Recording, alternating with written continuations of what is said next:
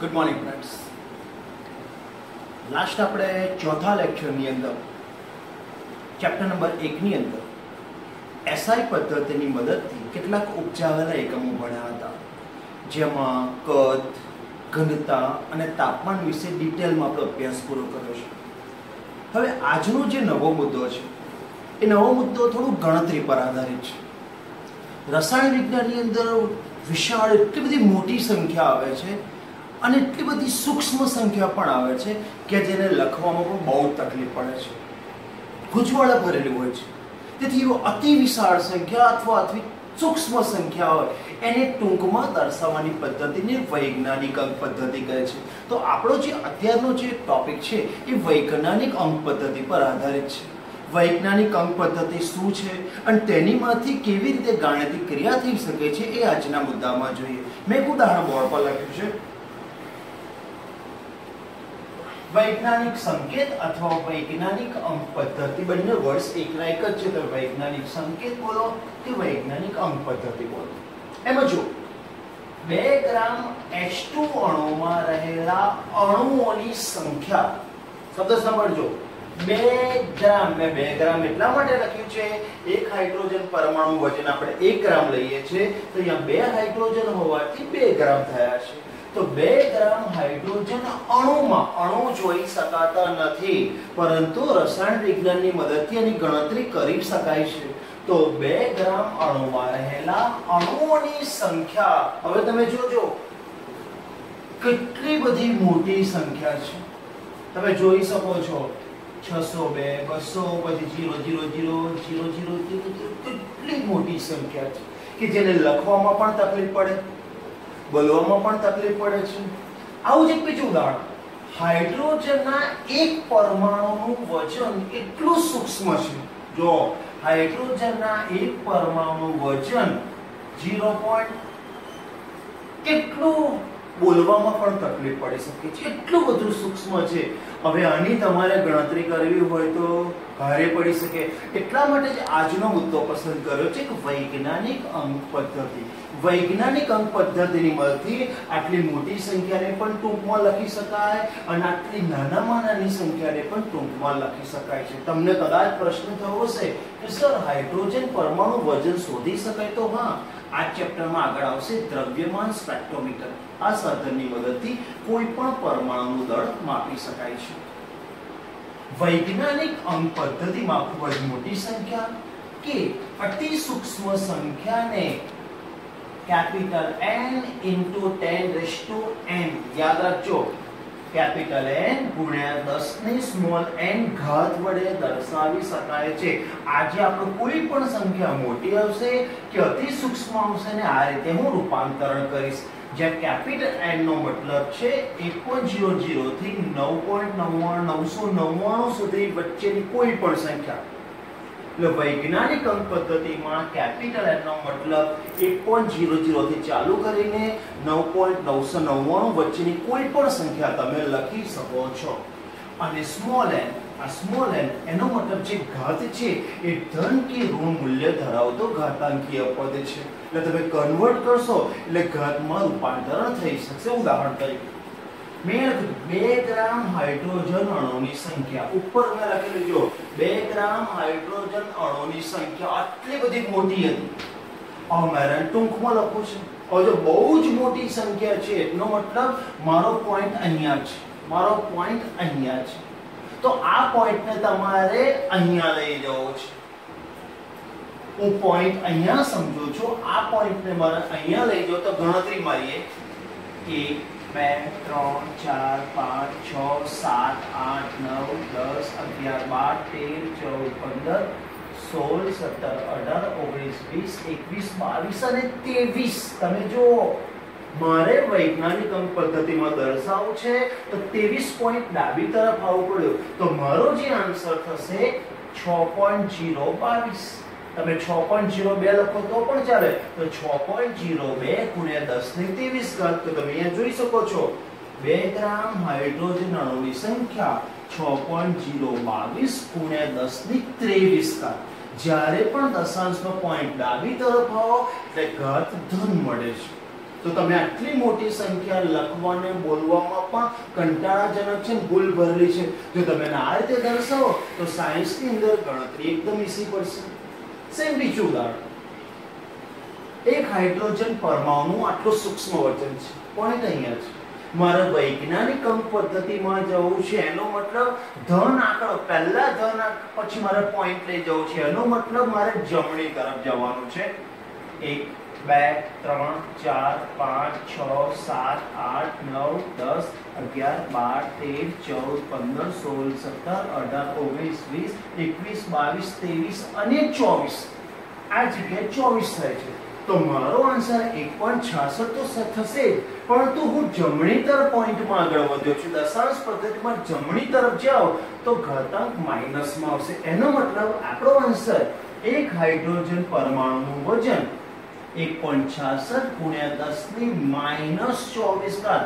Minus એટલા માટે લખ્યું છે, દશાંશ પદ્ધતિમાં આપણે જમણી તરફ પોઈન્ટને ખસાડીએ તો ઘાત ઋણ થાય અને ડાબી તરફ ખસે તો ઘાત ધન થાય. હવે તમે સમજી ગયા કે આટલી મોટી સંખ્યા અથવા આટલી નાની સંખ્યા જો આ રીતે લખવામાં આવે તો ગણતરી બહુ જ ઈઝી પડે છે. એટલે આપણો આજનો જે કન્સેપ્ટ એ જ છે કે વિશાળ સંખ્યા હોય કે સૂક્ષ્મ સંખ્યા હોય એને વૈજ્ઞાનિક અંક પદ્ધતિમાં તમે દર્શાવશો તો ગણતરીમાં તમને ઈઝી પડશે.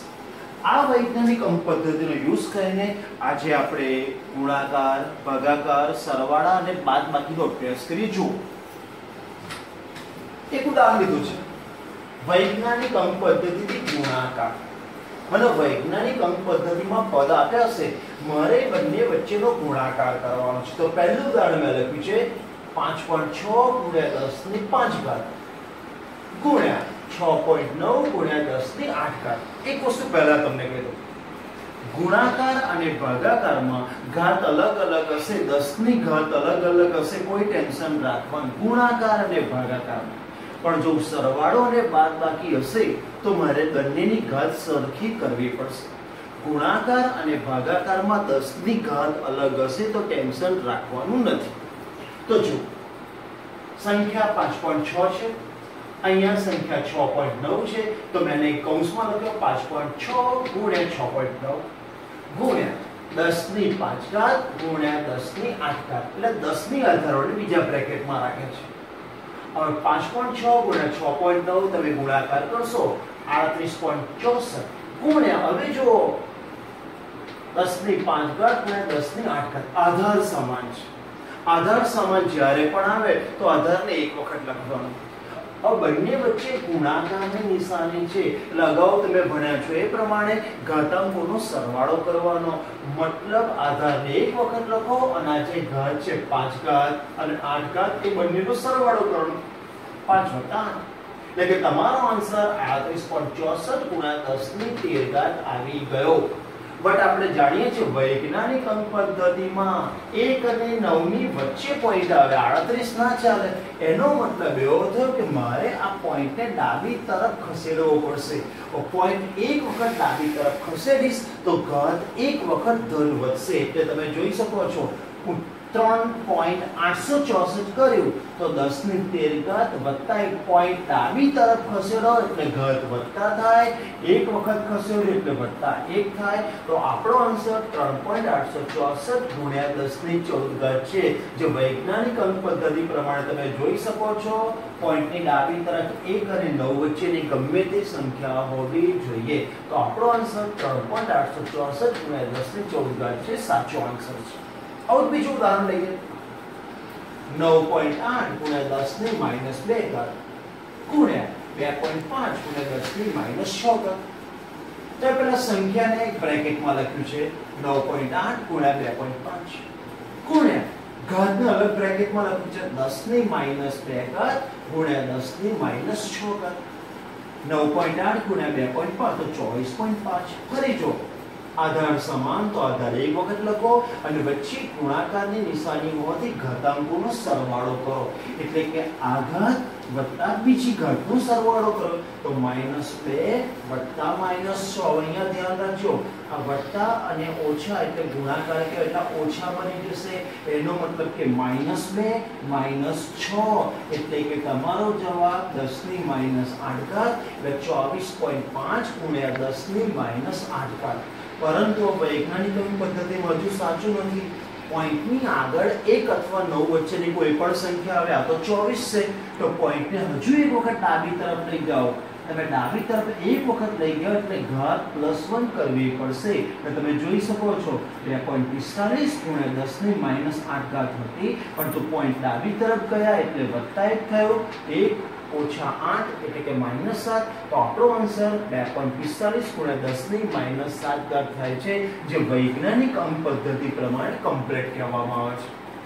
કહેવાનો મતલબ એ છે કે સૂક્ષ્મ સંખ્યા આવે ત્યારે પહેલા વૈજ્ઞાનિક અંક પદ્ધતિમાં ફેરવી દો, અથવા વિશાળ સંખ્યા આવે તો પણ વૈજ્ઞાનિક અંક પદ્ધતિમાં ફેરવો, પછી તમે કોઈ પણ ગુણાકારની ક્રિયા કરો, તમારો જવાબ આવી જશે. આવું જ એક બીજું ઉદાહરણ લઈએ. ભાગાકાર મારે કરવો, વૈજ્ઞાનિક અંક પદ્ધતિથી મારે ભાગાકાર કરવો છે. મેં હમણાં જ કીધું ગુણાકાર અને ભાગાકારમાં 10 ની ઘાત અલગ અલગ હશે, કોઈ ટેન્શન રાખવાનું નથી. તો 2.7 ગુણ્યા 10 ની -3 ઘાત ભાગ્યા 5.5 ગુણ્યા 10 ની -4 ઘાત છે. એટલે કે આ સંખ્યાને આ સંખ્યા વડે ભાગવાની છે, એટલે મેં આ રીતે લખ્યું છે. હવે જો 2.7 ભાગ્યા 5.5 સંખ્યાને સંખ્યા વડે ભાગો. હવે જરા જુઓ, આ બંનેમાં આધાર સમાન છે, પરંતુ વચ્ચે ભાગાકારની નિશાની છે, એનો મતલબ તમારે ઘાતાંકની બાદબાકી કરવી પડે. જો વચ્ચે ગુણાકારની નિશાની હોય તો ઘાતાંકોનો સરવાળો કરવો પડે, પણ વચ્ચે ભાગાકારની નિશાની છે તો ઘાતાંકોની બાદ એટલે નીચેની ઘાત તમારે બાદ કરવી પડશે. એટલે કે 2.7 ભાગ્યા 5.5 ગુણ્યા 10 ની -3 ઘાત ઓછા 10 ની -4 ઘાત. તમે આવું પણ બોલી શકો છો, ઘાત ઉપર જાય એટલે +4 ઘાત થાય, બોલી શકો છો, પણ ગાણિતિક રીતે જોવામાં આવે તો અંશની ઘાત ઓછા છેદની ઘાત જ્યારે પણ ભાગાકાર હોય તો વચ્ચે માઈનસ લખો. હવે આ માઈનસ માઈનસ પ્લસ થશે, એટલે કે 2.7 ભાગ્યા 5.5 કરીશું તો 0.4909 ગુણ્યા 10 ની -3 વત્તા 4. હવે 4 માંથી 3 જાય તો +1 ઘાત એટલે 0.4909 ગુણ્યા 10 ની 1 ઘાત. પણ આપણે જાણીએ છીએ વૈજ્ઞાનિક અંક પદ્ધતિમાં 0 પોઈન્ટ ના હોય, 1 અને 9 વચ્ચેની સંખ્યા તો આ પોઈન્ટને હું જમણી તરફ લઈ જઈશ, જમણી તરફ એક વખત લઈ જઈશ તો 1 ઘાત 10 ની 1 ઘાત ઘટશે. તો તમે જો 4.909 ગુણ્યા 10 ની 1 ઘાત હતી, પણ પોઈન્ટ જમણી તરફ ગયો એટલે 1 ઘાત ઘટી, 1 માંથી 1 જાય તો 0, 10 ની 0 ઘાત એટલે 4.909 ગુણ્યા 10 ની 0 ઘાત. પણ યાદ રાખજો, કોઈ પણ સંખ્યાની 0 ઘાત 1 કહેવામાં આવે છે. આ વૈજ્ઞાનિક અંક પદ્ધતિ મેં પ્રમાણે દર્શાવ્યું, પણ કોઈ પણ સંખ્યાની 0 ઘાત 1 થઈ જાય છે. એક લખો કે ના લખો ચાલે. તો આપણો આન્સર થઈ ગયો 4.9. અહીંયા આપણે ગુણાકાર જોયો, ભાગાકાર જોયો. હવે આપણે વૈજ્ઞાનિક અંક પદ્ધતિથી સરવાળો અને બાદબાકીનો અભ્યાસ કરીશું. હવે આપણે વૈજ્ઞાનિક અંક પદ્ધતિથી સરવાળા અને બાદબાકી કરીએ. સરવાળા અને બાદબાકીમાં એક વસ્તુ ખાસ ન રાખો, બંનેની ઘાત સમાન હોવી જોઈએ.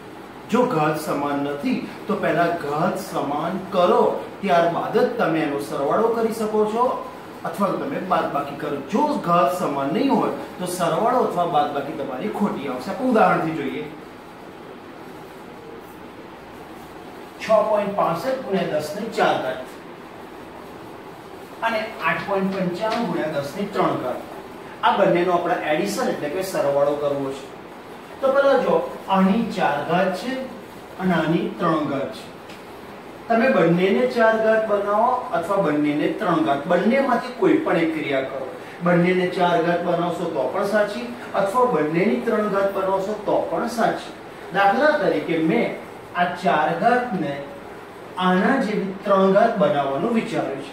એટલે મારે ઘાત ઘટાડવી છે, મારે એક ઘાત ઘટાડવી છે, અને એક ઘાત ઘટાડવી હોય તો પોઈન્ટને જમણી તરફ એક વખત લઈ જાઓ.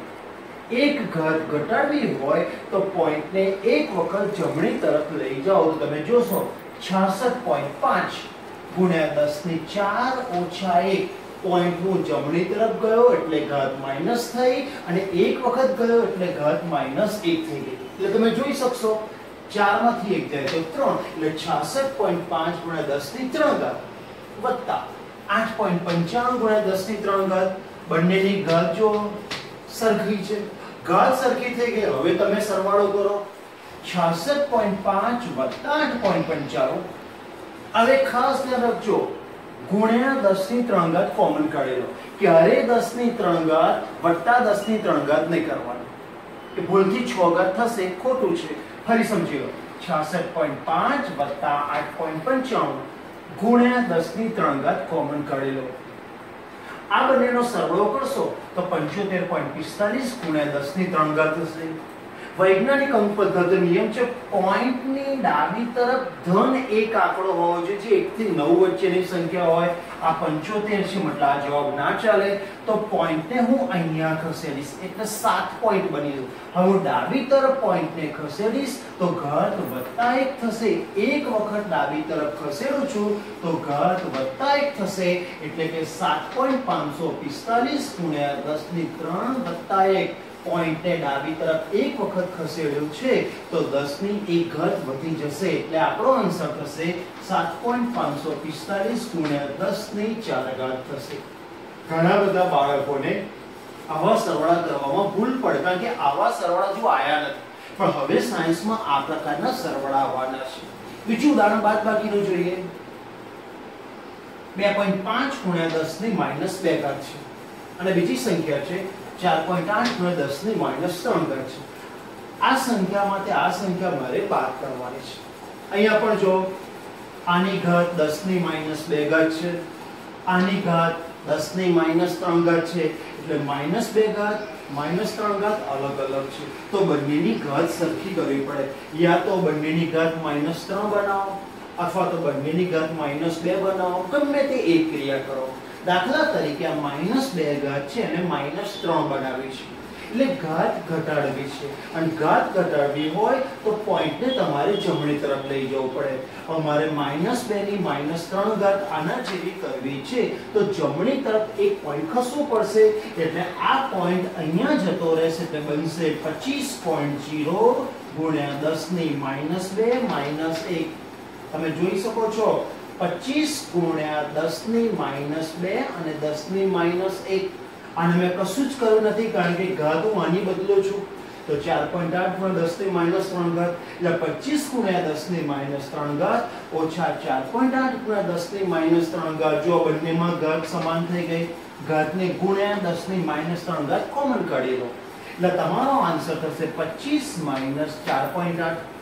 25 માંથી 4.8 બાદ કરો એટલે 20.2 ઘાત 10 ની -3 ઘાત. હજુ આ વૈજ્ઞાનિક અંક પદ્ધતિ ના કહેવાય. વૈજ્ઞાનિક અંક પદ્ધતિનો મતલબ છે પોઈન્ટની ડાબી તરફ 1 અને 9 વચ્ચેની સંખ્યા આવે તો આ પોઈન્ટને હું એક વખત ડાબી તરફ લઈ જાઉં અને ડાબી તરફ જઉં છું એટલે ઘાત +1 થશે.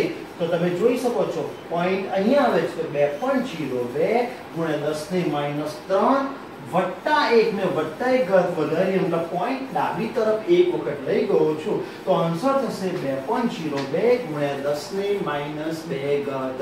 અહીંયા સરવાળા માટેનું એક ઉદાહરણ આપ્યું, બાદબાકીનું એક ઉદાહરણ આપ્યું. બંનેમાં ખાસ એક વસ્તુ જોઉં, બંને જે અલગ અલગ સંખ્યા છે એની તમે ઘાતને સમાન કરો પછી જ તમે સરવાળો કે બાદબાકી કરી શકો છો. અહીંયા કેટલાક આપણે વૈજ્ઞાનિક અંક પદ્ધતિથી સરવાળા અને બાદબાકીના ઉદાહરણ લઈ બુકના ઉદાહરણ લઈને ક્લિયર કરે છે. હવે આપણે એક અગત્યની થિયરી જે પરીક્ષામાં 2 ગુણમાં પૂછાઈ શકે છે પણ એમાં આવતા 2 શબ્દો છે બહુ જ સારા છે, આપણે એને સમજવાનું છે. તો આપણી જે અત્યારે થિયરી આવે છે એનું ટાઇટલ છે માપનમાં પરિશુદ્ધતા અને ચોકસાઈ. માપનમાં પરિશુદ્ધતા અને ચોકસાઈ મેં માપનમાં લખ્યું છે એટલે કોઈ પ્રયોગ કરેલો છે. માપવા માટેનું વજન માપવા માટેનો કોઈ પ્રયોગ કરેલો છે. આ પ્રયોગની અંદર 2 શબ્દો છે પરિશુદ્ધતા અને ચોકસાઈ. ચોકસાઈ શબ્દથી તમે વાકેફ છો, એકદમ ચોક્કસ હોય તો ચોકસાઈ, પરંતુ એકદમ ચોક્કસ નથી. તો એના માટે બીજો શબ્દ આવે છે પરિશુદ્ધતા. પણ પરિશુદ્ધતાની પરફેક્ટ વ્યાખ્યા મેં આ રીતે લખી છે. જો પરિશુદ્ધતાને અંગ્રેજીમાં પ્રિસિઝન કહેવામાં આવે છે. પરિશુદ્ધતાને અંગ્રેજીમાં પ્રિસિઝન કહેવામાં આવે છે અને ચોકસાઈને અંગ્રેજીમાં એક્યુરેસી કહેવામાં આવે છે. બંનેનો મીનિંગ બહુ જ અલગ છે. પહેલા પરિશુદ્ધતા સમજી લઈએ. તમે કોઈ એક પ્રયોગ કર્યો છે. એક પ્રયોગ 3 વખત કર્યો છે અને 3 વખત પ્રયોગ કર્યા બાદ ત્રણે 3 પ્રયોગના જવાબ એકબીજાની બહુ જ નજીક આવતા હોય. દાખલા તરીકે પહેલો પ્રયોગ કર્યો 1.2, બીજો પ્રયોગ કર્યો 1.3, ત્રીજો પ્રયોગ કર્યો 1.2, તો ત્રણે પરિણામો એકબીજાની નજીક છે. તો તમે વૈજ્ઞાનિક ભાષામાં કહી શકો છો પરિશુદ્ધતા છે. ચોકસાઈ નહીં, માપેલા પ્રયોગના પરિણામો એકબીજાની નજીક આવતા હોય, બહુ જ નજીક હોય, તેને પરિશુદ્ધતા કહેવામાં આવે છે.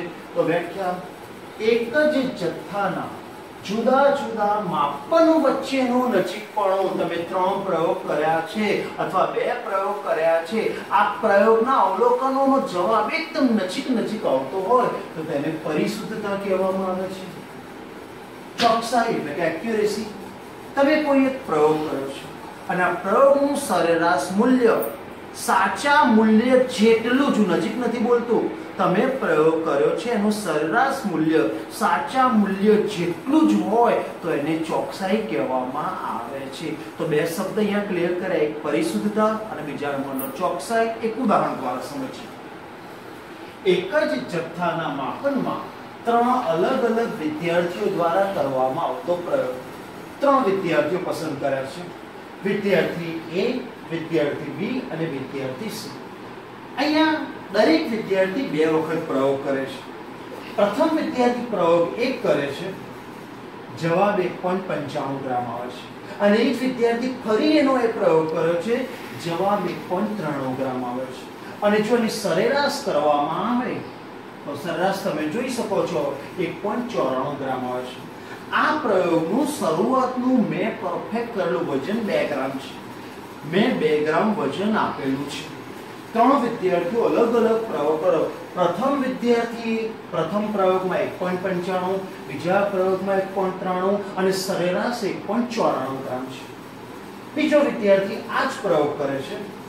પ્રથમ પ્રયોગમાં એ વજન 1.94 ગ્રામ આવે છે, બીજા પ્રયોગમાં એ જ 2.05 આવે છે અને સરેરાશ કરવામાં આવે તો 1.99 ગ્રામ આવે છે. તમે જોઈ શકો છો એક જ પ્રયોગ અલગ વ્યક્તિ કરે છે, જવાબ બદલાય છે.